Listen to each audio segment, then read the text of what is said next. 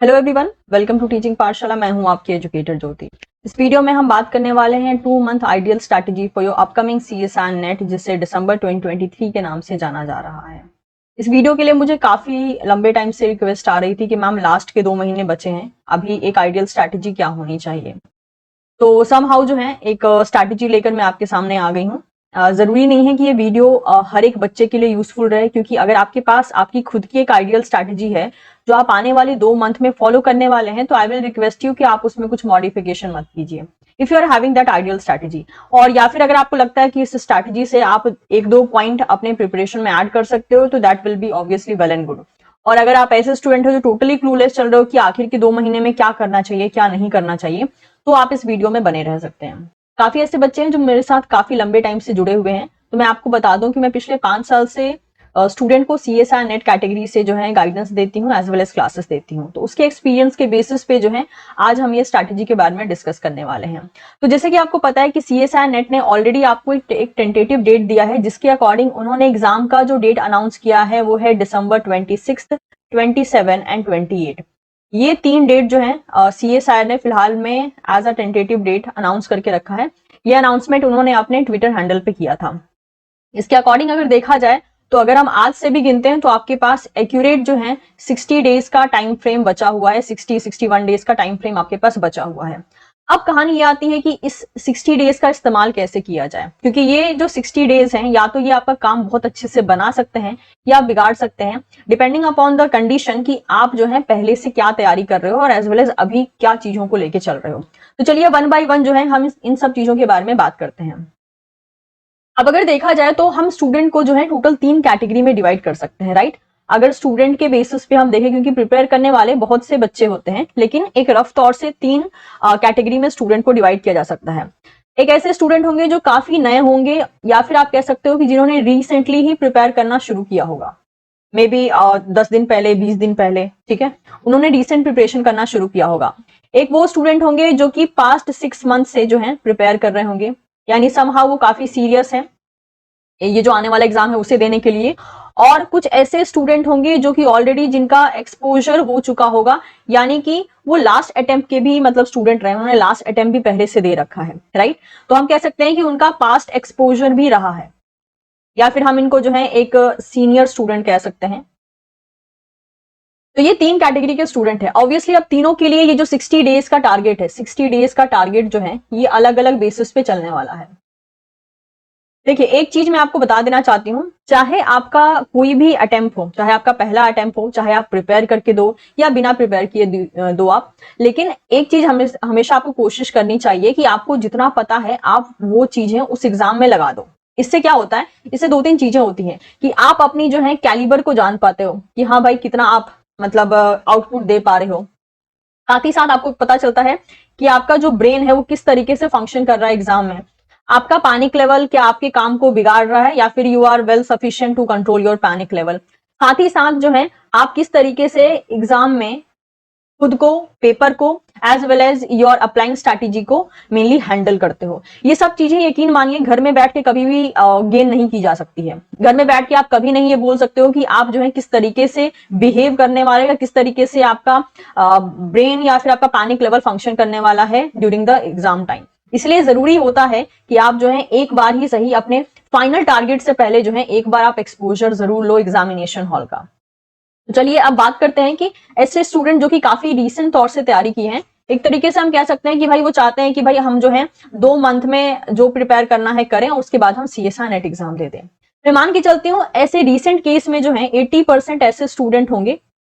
जो कि एक तरीके से इसको ट्राई के बेसिस पे देने वाले होंगे, मतलब कि वो चाहते हैं कि चलो दे के देखते हैं एग्जाम कैसा होता है। उसके अलावा जो 20% ऐसे स्टूडेंट हो सकते हैं जो मे बी किसी और उम्मीद से इस एग्जाम को देना चाहते हो, maybe they want to test their calibre, maybe they want to test कि यस उनका जो है ब्रेन किस तरीके से काम कर सकता है। या फिर कुछ ऐसे भी स्टूडेंट हो सकते हैं जिनकी पहले से ही कुछ अच्छी तैयारी हो, लेकिन ये हो सकता है कि वो चाहते हो कि देखते हैं कि कितना जो है वो स्कोर कर पाते हैं इस आने वाले एग्जाम में। तो इस तरीके से अगर देखा जाए तो मैक्सिमम जो रीसेंट स्टूडेंट हैं वो या तो मैक्सिमम ट्रायल बेसिस पे देने वाले हैं, एंड 20% का मतलब ये एक हम एक्सेप्शन कैटेगरी में डाल सकते हैं।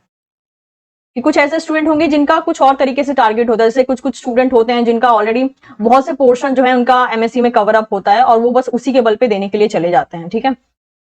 तो कुछ बच्चों का आने वाले वक्त में ट्रायल के बाद टारगेट होने वाला है और कुछ बच्चे ऐसे होते हैं जो कि सिर्फ ट्रायल ही ट्रायल देना चाहते हैं। तो दोनों ही कैटेगरी में से कोई भी कैटेगरी के आप स्टूडेंट हो, आप ये कर सकते हैं कि जितने भी यूनिट्स आपके सीएसआई नेट के एग्जाम में इन्वॉल्व हैं, उन सारी यूनिट में से आप मोस्ट इंपॉर्टेंट टॉपिक को टारगेट कर सकते हैं। अब मोस्ट इंपॉर्टेंट टॉपिक टारगेट करने से क्या होगा कि आपकी एक अच्छी खासी स्कोरिंग हो जाएगी अगर आपके पास इन डेप्थ नॉलेज है उन टॉपिक्स के बारे में। तो क्योंकि ये जो मोस्ट इंपॉर्टेंट टॉपिक्स होते हैं उनमें से आप इजीली जो है 30 या 40 इजीली मार्क्स जो है आप स्कोर कर पाते हैं मिनिमम की अगर मैं बात करूं। लेकिन ऐसा नहीं है कि सिर्फ आप जो है ओवरव्यू पढ़ के चले जाओ और आपके मार्क्स बन जाएंगे, ये थोड़ा सा प्रॉब्लमेटिक हो सकता है। इसीलिए अगर आप पढ़ते भी हो, क्योंकि आपके पास 2 महीने का टाइम है, तो आप इसमें क्या कर सकते हो, आप मैक्स टू मैक्स उन टॉपिक्स को प्रिपेयर कीजिए जो कि आपको मैक्सिमम मार्क्स स्कोर करवा सकते हैं। अब इससे दो चीजें होती हैं कि अगर आप फ्यूचर में इस एग्जाम को टारगेट करने के बारे में सोच रहे हो और आप अभी जो है ट्रायल दे रहे हो, तो इससे होगा क्या कि मान लीजिए अगर आप 40 प्लस भी स्कोर कर लेते हैं तो आपका कॉन्फिडेंस लेवल एक बूस्ट होगा कि भाई बिना प्रिपेयर किए सिर्फ 2 महीने की तैयारी में जो है मैंने 40 स्कोर कर लिया, मतलब मैं 6 महीने की तैयारी में इजीली जो है आगे चल के 120 स्कोर करने लायक तो मैं नॉलेज गेन कर ही लूंगा या कर ही लूंगी, ठीक है। तो एक खुद को भी बूस्ट देना जरूरी होता है, खुद को कहते हैं ना कि आपको अपने ऊपर भी यकीन होना चाहिए कि आप जो है किस लेवल के स्टूडेंट है और कितने लेवल का आप मेहनत कर सकते हैं। तो ये तो हो गया रीसेंट या न्यू स्टूडेंट के लिए जो सिर्फ इन 2 महीनों में पढ़ना चाहते हैं। तो आई विल सजेस्ट कि आप मोस्ट इंपॉर्टेंट टॉपिक को टारगेट कर सकते हैं। काफी ऐसे एक्सेप्शंस भी देखे गए हैं कि कुछ परसेंट में जो है स्टूडेंट अपने 2 महीने की तैयारी में भी सीएसआई नेट क्रैक कर लेते हैं। बस शर्त ये होती है कि उन्होंने एमएससी में बहुत कुछ ऐसा पढ़ा होता है जो ऑलरेडी सीएसआई नेट का पार्ट होता है,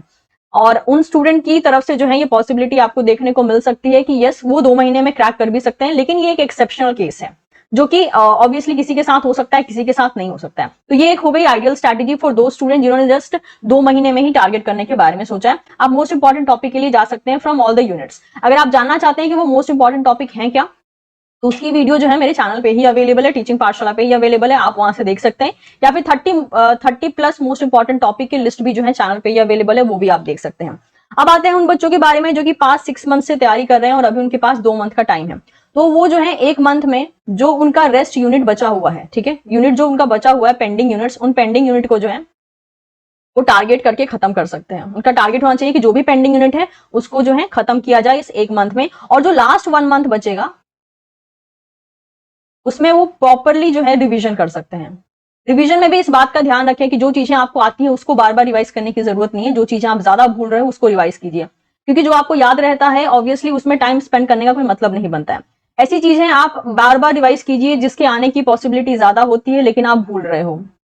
वो कुछ मेमोरी बेस्ड चीजें भी हो सकती हैं, कुछ या फिर कुछ नेम या फिर कुछ ड्रग के नेम भी हो सकते हैं। तो इस लास्ट के 1 महीने में आप रिवीजन में आपको स्पेंड करना, अब रिवीजन भी कैसे करना ये टोटली आपके ऊपर है। हाँ, लेकिन इस बात का ध्यान रहे कि आपको रिवीजन की जो स्पीड है वो थोड़ी फास्ट रखनी पड़ती है, ताकि कोशिश करें कि इस 1 महीने में जो है मिनिमम 2 से 3 बार आप अपने सारे सब्जेक्ट को प्रिपेयर कर लें। पहली बार आप जब रिवीजन करेंगे तो आपको थोड़ा टाइम लगेगा, दूसरी बार करेंगे तो उससे कम टाइम लगेगा, तीसरी बार करेंगे तो उससे भी कम टाइम लगेगा। तो ये एक प्रोग्रेस का आप कह सकते हो कि इंडिकेशन होता है कि जब आप फर्स्ट रिवीजन कर रहे हो तो मे बी जो है आपको 10 दिन का टाइम लगे, सेकंड रिवीजन जब आप करोगे तो 5 दिन का टाइम लगेगा, मे बी तीसरा वाला जो रिवीजन करोगे उसमें जो है सिर्फ 3 दिन का टाइम लगेगा। अगर आप इस तरीके से अगर आपके डेज जो है डे बाय डे डिक्रीज हो रहे हैं तो दैट इज अ इंडिकेशन, क्योंकि आपको लास्ट में दिन कम क्यों लग रहा है, क्योंकि आप पहले ही बहुत सी चीजें पढ़ चुके हो, अब आपको उसको दोबारा से रिवाइज करने में टाइम नहीं लग रहा है क्योंकि वो चीजें आपको ऑलरेडी याद है। और ऐसे यूनिट जो कि जिसमें बहुत से मेमोरी बेस्ड चीजें होती हैं उनको आप जो है एग्जाम से पहले जरूर रिवाइज करके जाइए। जैसे कि एक एग्जाम्पल हो गया प्लांट फिजियोलॉजी, उसमें कितनी ही ऐसी चीजें हैं जो कि आप एग्जाम से पहले अगर रिवीजन करके नहीं जाते हो तो चांसेस हैं कि आप ब्लंडर कर दोगे उस पर्टिकुलर पेपर में। तो कुछ ऐसे यूनिट हैं जो आपकी मेमोरी के ऊपर बेस्ड होती हैं, उसको आप लास्ट टाइम में रिवाइज करके अगर आप जाते हो तो ही उसमें स्कोर कर पाओगे। जैसे कि इकोलॉजी इवोल्यूशन, उनको अगर आप मतलब लास्ट टाइम में रिवाइज ना भी करो तो वो एक ऐसा सब्जेक्ट होता है जो कि आपके जहन में बैठा रहता है, मतलब इतनी जल्दी आप उन चीजों को भूलते नहीं हो। फिर भी अगर फॉर्मूले वगैरह है तो वो आप रिवाइज करके जाइए, लेकिन full unit I don't think कि एक बच्चा जब अच्छे से पढ़ लेता है तो उनको भूलता है। लेकिन कुछ यूनिट्स ऐसी हैं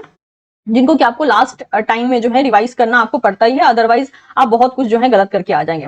अब बात करते हैं उन बच्चों की जिनका पहले एक्सपोजर हो चुका है, मतलब maybe they are targeting from last 1 year,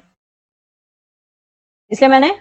यहाँ पे एक सीनियर कैटेगरी रखा है, ठीक है, क्योंकि पास्ट 6 मंथ वालों को हम जूनियर कह सकते हैं एंड जस्ट थोड़ा अंडरस्टैंडिंग बेसिस में यहाँ पे ऐसे नाम रख रही हूँ। तो मान लीजिए जो बच्चे लास्ट 1 ईयर से प्रिपेयर कर रहे हैं उनको क्या करना चाहिए, तो क्योंकि आप लास्ट 1 ईयर से प्रिपेयर कर रहे हो या पहले वाले 6 अटेम्प्ट मतलब सॉरी पहले वाले अटेम्प्ट आप दे चुके हो और दोबारा से आप उन्हीं चीजों को पढ़ रहे थे, तो आपका कोशिश होना चाहिए कि ये 2 मंथ में जो है पूरा का पूरा आप रिविजन ही करो, पूरा 2 मंथ जो है आप रिवीजन में बिता दो। अब आप इस रिवीजन में कितने टाइम रिवीजन करते हो टोटली आपके ऊपर है, क्योंकि आपने पहले भी एग्जाम दिया है और उसमें देखिए कि आपकी मिस्टेक क्या हुई थी, किन किन गलतियों को आपने किया था, उन गलतियों से एक बार जो है मतलब उन चीजों को सीखने की कोशिश कीजिए कि इस बार जो है उन गलतियों को कैसे अवॉइड किया जा सकता है और उन चीजों को अपने प्रिपरेशन में ऐड कीजिए जो आपके मार्क्स को और इनहेंस कर सकता है। अगर आपको लगता है कि लास्ट टाइम आप 10 यूनिट प्रिपेयर करके बॉर्डर लाइन पे रह गए थे तो अभी भी टाइम है, चाहो तो आप एक और यूनिट प्रिपेयर कर लो, क्योंकि इस बात का ध्यान रखिए कि कभी भी अगर आपके नंबर कम आते हैं और आपने मैक्सिमम यूनिट टारगेट नहीं किया है तो आपके पास ऑप्शन होते हैं कि आप जो है एडिशनल एक यूनिट प्रिपेयर कर लो ताकि आपके मार्क्स भी थोड़ा बहुत एडिशनली ऐड हो जाए प्रीवियस मार्क्स के या प्रीवियस परफॉर्मेंस के कंपैरिजन में। क्योंकि आप अगर 9 यूनिट टारगेट करते हो और आपके मार्क्स या फिर आपसे एग्जाम क्लियर नहीं हो रहा है और आप बार बार सोच रहे हो कि यार अब मैं क्या करूं, मेरे से तो एग्जाम क्लियर नहीं हो रहा, तो दैट इज अ इंडिकेशन कि आप ट्राई भी तो कम कर रहे हो। 9 के बजाय आप 11 टारगेट कर लो, 10 टारगेट कर लो, ऑब्वियसली वो आपके स्कोरिंग में कुछ ना कुछ तो ऐड करेगा क्योंकि आपने नॉलेज भी तो ऐड किया है अपने अंदर। तो उन सब चीजों को आपको ध्यान रखना है। तो ये जो लास्ट 1 ईयर से जो बच्चे प्रिपेयर कर रहे हैं वो अपना मैक्सिमम टाइम 2 मंथ का ये रिवीजन में निकाल सकते हैं, या फिर जो भी ऐसे अगर आपने नए टॉपिक टारगेट किया है तो आप नए टॉपिक को पहले रिवाइज कीजिए और पुराने टॉपिक जो आपको ऑलरेडी पहले से याद है उनको आप थोड़ा लेट भी टारगेट कर सकते हो। अब यहाँ पे एक सवाल आता है बच्चों का कि मैम रिविजन टाइम में प्रीवियस ईयर क्वेश्चन प्रैक्टिस करें या फिर मॉक टेस्ट प्रैक्टिस करें। तो ये आपके टोटल प्रेफरेंस पे है, मैं बोलूंगी प्रीवियस ईयर क्वेश्चन ट्राई कीजिए, क्योंकि क्या होता है मॉक टेस्ट में काफी बार ऐसा होता है कि बच्चे जो हैं अक्सर जब मॉक टेस्ट देते हैं तो क्योंकि देखिए कितना भी आप बेटर मॉक टेस्ट दे लीजिए, कहीं किसी भी प्लेटफॉर्म पे आप मॉक टेस्ट दीजिए, कोई भी प्लेटफॉर्म सीएसआई नेट के लेवल के क्वेश्चन को मैच नहीं कर पाता है। या तो आपको क्वेश्चन ज्यादा ही इजी मिल जाएंगे या फिर कुछ ज्यादा ही हायर लेवल के हो जाएंगे, मतलब कहते हैं ना कि कट टू कट एक लेवल को मैच करना, वो मैचिंग नहीं हो पाते। उससे क्या होता है या तो आप ओवर कॉन्फिडेंट ही हो जाते हो क्योंकि आपके सारे क्वेश्चन बन जा रहे हैं क्योंकि पेपर ईजी है, या तो आप अंडर कॉन्फिडेंट ही हो जाते हो क्योंकि मॉक टेस्ट का जो पेपर है वो काफी टफ है और आप स्कोर नहीं कर पा रहे हो। लेकिन मेरा ये कहना है कि इस 2 महीने में इतने डाउट में रहना, या तो ओवर कॉन्फिडेंट रहना या तो अंडर कॉन्फिडेंट रहना, दोनों ही आपके लिए हानिकारक होगा क्योंकि वो आपके प्रिपरेशन पे एक नेगेटिव इंपैक्ट डालेगा। तो मैं यही सजेस्ट करूंगी कि अगर अभी तक इससे पहले अगर आपने मॉक टेस्ट नहीं दिया है तो आई विल सजेस्ट कि इतना ब्रेनस्टॉर्मिंग वाला जो है इशू अपने साथ रखने की जरूरत नहीं है। आप खाली प्रीवियस ईयर क्वेश्चन प्रैक्टिस कर सकते हो क्योंकि प्रीवियस ईयर क्वेश्चन से ज्यादा बेटर क्वेश्चन आपको कहीं नहीं मिलेगा। किसी भी ईयर का क्वेश्चन पेपर उठाइए और देखिए कि आप कितना मैक्सिमम सॉल्व कर पा रहे हो। और मॉक टेस्ट अगर आप करते भी हैं तो इस रिस्क पे कीजिए कि अगर आपके मार्क्स कम भी आते हैं तो अंडर कॉन्फिडेंट नहीं होना। अगर आप ऐसे स्टूडेंट हैं जो अपनी इस फीलिंग को या फिर अपने इस रिएक्शन को कंट्रोल कर सकते हैं कि अगर आपके नंबर कम भी आते हैं तो भी आप अपने कॉन्फिडेंट लेवल को डगमगाने ना दो, तभी मैं बोलूंगी कि आप मॉक टेस्ट के लिए जाइए। क्योंकि ये जो मॉक टेस्ट वाला ब्लंडर है ना, ये बहुत से बच्चों के साथ हुआ है और हर बार के एग्जाम में मुझे काफी सारे बच्चों से ये कंप्लेंट सुनने को मिलती है कि मैम मॉक टेस्ट में हमारा नंबर नहीं आ रहा है, हमारा कॉन्फिडेंस डाउन हो गया, जबकि हमने पढ़ा सब कुछ है। तो ये क्योंकि मॉक टेस्ट एक पेपर है जो कि सीएसआई नेट के लेवल के क्वेश्चन के साथ मैच करेगा नहीं मैच करेगा हमको नहीं पता है। लेकिन इस चक्कर में आपको क्या होता है, जब हम घबराए हुए रहते हैं ना तो हम आते हुए चीजों को भी भूलने लगते हैं और हम खुद को जो है मतलब खुद का कह सकते हो ना लेवल कम हम आंक लेते हैं, जो कि सही नहीं है। तो इसलिए मैं कह रही हूँ कि जो इस मॉक टेस्ट के रिजल्ट को, अगर रिजल्ट थोड़ा नेगेटिव आता है, जो हैंडल कर सकता है वही सिर्फ मॉक टेस्ट के लिए जाए, अदरवाइज आपको मॉक टेस्ट के लिए जाने की जरूरत नहीं है। You can go for previous year question. Apart from this, जैसे कि मैंने कहा, मैं भी कुछ प्रैक्टिस क्वेश्चन जो है आपके लिए लाने वाली हूँ नवंबर मंथ से, वो भी चलेंगे और कुछ रिवीजन क्लासेस भी मैं लाने वाली हूँ अपकमिंग सीएसआई नेट के लिए, तो वो भी टीचिंग पाठशाला पे आपको देखने को मिल जाएगा। तो मैं उम्मीद करती हूँ कि ये जो 60 डेज स्ट्रैटेजी है फॉर 3 कैटेगरी ऑफ स्टूडेंट वो यूजफुल रहा होगा आप लोग के लिए, क्योंकि मैक्सिमम बच्चे इन तीनों में से किसी ना किसी कैटेगरी में तो हो ही जाएंगे। जो लास्ट 1 ईयर से प्रिपेयर कर रहे हैं वो ये फॉलो कर सकते हैं, जो लास्ट 6 मंथ से कर रहे हैं वो ये फॉलो कर सकते हैं, और जो अभी अभी जस्ट जगह है कि उनको भी ट्राई करना है तो वो ये वाला मतलब फर्स्ट वाला ऑप्शन ले सकते हैं। इसके अलावा आपके पास अगर अपनी कोई स्ट्रैटेजी है तो आई विल रिक्वेस्ट कि उसको डिस्टर्ब करने की जरूरत नहीं है, लेकिन अगर इनमें से कोई ऐसा पॉइंट है जो आपको यूजफुल लगा हो तो वो भी आप अपने प्रिपरेशन में इनकॉर्पोरेट कर लीजिए। और इसके अलावा पार्ट ए के लिए मैं कहूं तो जो बच्चे पहले से ही मतलब डे 1 से ही पार्ट ए के लिए प्रिपेयर करें, जैसे मैंने पहले भी स्ट्रैटेजी में कहा था कि रोज जो है 2 से 3 क्वेश्चन आप ट्राई कीजिए। लेकिन अगर आपने ट्राई नहीं किया है तो अब भी टाइम है, अगर आप रोज 2 क्वेश्चन भी अगर ट्राई करते हैं ना तो लगभग 90 डेज में, मैं 2 महीने के लिए ट्राई करने के लिए नहीं बोल रहा हूँ, लगभग 1.5 महीने आप जो है रोज 2 क्वेश्चन करेंगे तो भी आपका पार्ट ए बहुत अच्छे से प्रिपेयर हो जाएगा। बट आई विल रिक्वेस्ट कि पार्ट ए को पूरा छोड़ना सही नहीं होगा, क्योंकि वो आपकी कहते हैं ना, अगर आपके 110 बन रहे हैं तो अगर 10 मार्क्स और आ गए तो वो 120 के लाइन में आपको पहुंचा देगा, और रैंक डिसाइडिंग फैक्टर भी एक रहता है। तो ये जस्ट एक सजेशन था, अगर आपने टारगेट नहीं किया है और नहीं करना चाहते हैं तो वो एक अलग फैक्टर है, लेकिन पार्ट ए अगर आपका अच्छा है और अगर आप थोड़ा भी स्कोर कर पाते हो, लाइक 8 मार्क्स 10 मार्क्स, तो वो आपकी ओवरऑल रैंकिंग को या फिर ओवरऑल परफॉर्मेंस को एक क्वालिफाइंग कैटेगरी में लेके जा सकता है। तो ये कुछ सजेशन थे, बाकी अगर आपके पास बेस्ट स्ट्रैटेजी है तो आप उसको फॉलो कीजिए, और मैं उम्मीद करती हूँ कि ये सारे सजेशन जो हैं आपके लिए यूजफुल रहे होंगे। कोई डाउट हो तो आप मुझे कमेंट सेक्शन में बता सकते हैं। And thank you so much everyone, will see you soon in the next session. Video पसंद आ रहे हो तो वीडियो को लाइक कर सकते हैं, शेयर कर सकते हैं, एंड इस चैनल को सब्सक्राइब कर सकते हैं और भी ऐसी ही वीडियो के अपडेट्स पाने के लिए। Thank you so much, will see you soon in the next session.